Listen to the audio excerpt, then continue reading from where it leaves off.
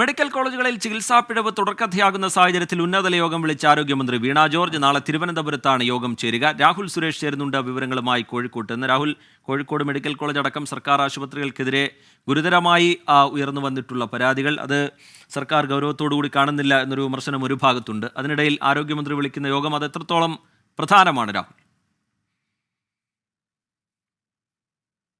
T K Rijith, medical കോളേജുകളിലെ ഗുരുതരമായ സാഹചര്യം പഠിക്കാനാണ് നാളെ യോഗം വിളിച്ചിട്ടുള്ളത്. മെഡിക്കൽ കോളേജുകളിലെ നിലവിലെ പ്രശ്നങ്ങൾ നാളത്തെ ഉന്നതതല യോഗത്തിൽ ചർച്ചയാകുമെന്നാണ് നമ്മൾ പ്രതീക്ഷിക്കുന്നത്. നാളെ തിരുവനന്തപുരത്താണ് ആരോഗ്യമന്ത്രി വിളിച്ചിരിക്കുന്ന ഉന്നതതല യോഗം ചേരുക. ഈ യോഗത്തിൽ ആരോഗ്യവകുപ്പ് സെക്രട്ടറി, മെഡിക്കൽ വിദ്യാഭ്യാസ ഡയറക്ടർ ഉൾപ്പെടെയുള്ള ആളുകൾ പങ്കെടുക്കും. അതോടൊപ്പം തന്നെ കോഴിക്കോട്, ആലപ്പുഴ മെഡിക്കൽ കോളേജുകളിലെ നിലവിലെ സാഹചര്യവും വിശദമായി തന്നെ പരിശോധിക്കും. കോഴിക്കോട് മെഡിക്കൽ കോളേജിനെ സംബന്ധിച്ചിടത്തോളം തുടരെ ആരോപണങ്ങൾ ഉണ്ടായിക്കൊണ്ടിരിക്കുകയാണ്.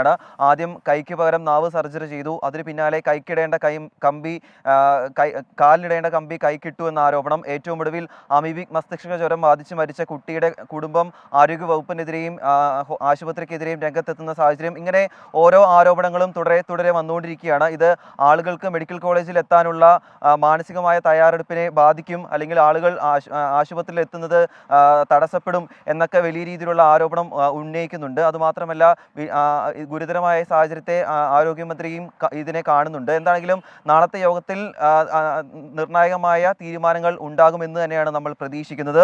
അതോടൊപ്പം തന്നെ ആലപ്പുഴ, കോഴിക്കോട് മെഡിക്കൽ കോളേജുകളിലെ principal, vice principal, superintendent, deputy സൂപ്രണ്ടുമാർ എന്നിവരും ഈ യോഗത്തിൽ പങ്കെടുക്കും. T K. ശരി, രാഹുൽ സുരേഷ് വിവരങ്ങൾ നൽകുകയായിരുന്നു കോഴിക്കോട്ട് നിന്ന്.